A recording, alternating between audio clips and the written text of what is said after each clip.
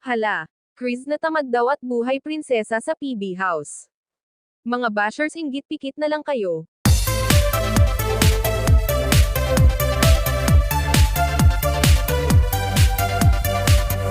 Mga kababayan, mapagpalang araw sa lahat, saang sulok man kayo ng mundo naroon naway nasa mabuti kayong kalagayan sa mga oras na to.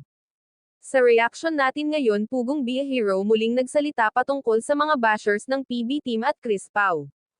Sa mga nakaraang live nabanggit niya tungkol sa mga bashers. At muling nagpaalala sa mga ginagawang mga bagong Facebook page, sa YouTube man. Marami kasing mga nagsulputan na page or group mga Chris Pao supporters. At may mga nalalaman din siya galing sa taong nagpadala ng pera sa isang grupo, para sana ipagbili at ipabigay kila Sir Paul, at Chris na pero hindi nakarating sa kanila.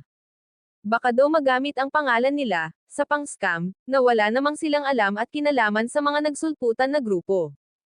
Hindi naman nila lahat ni Pugong Be a Hero, dahil ang iba ay tunay na nagmamahal sa Chris Pao at PB Team.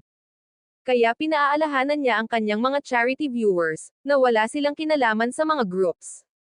Na yan ang kabilin-bilinan niya, at sa mga bashers naman, dahil may mga nag-comment sa mga upload ni Pugong Be a Hero, Chris Pao at sa PB Team. Syempre mga basher nag-aabang lang ng upload at kung makakita sila ng kaunting mali sa kanilang paningin, andyan agad para mag-comments ng hindi maganda, paninira lang sa kapwa ang ginagawa nila. Nainggit siguro kaya ng babas, na ang isang Pugong Be a Hero nagmahal ng isang Chris na mahusay. Na isang beneficiary ng Pugong Be a Hero, parang hindi nila matanggap. Pero iilan lang naman sila, mas marami pa rin ang nagmamahal ng tunay sa PB Team at sa Chris Pao. At sasabihan pa si Chris na natamad buhay prinsesa.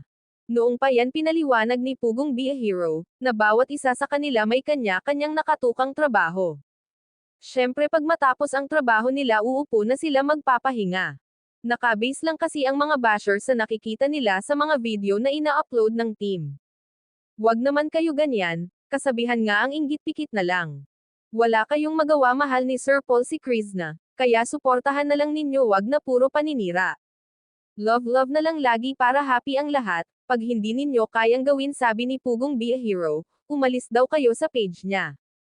Yan ang sabi niya sa kanyang live at sa iba niyang upload video. Basta wag kayo padadala sa mga bashers, lalo na sa'yo Chris na bago ka pa lang sa social media. At sumisikat ka na, sabi nga nila pag sikat marami rin ang bashers, parang artista lang yan. At ang bawat nanood may kanya-kanya din na opinyon.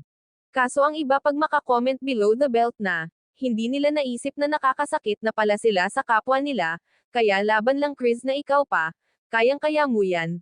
Mga kababayan, maraming salamat sa inyong walang sawang suporta, at lagi nating subaybayan ang mga vlog ni Pugong Be a Hero, at PB Team, para mas lumawak pa ang kanilang pagtulong sa higit na nangangailangan, and please don't skip ads. Maraming salamat sa inyong suporta mga kababayan.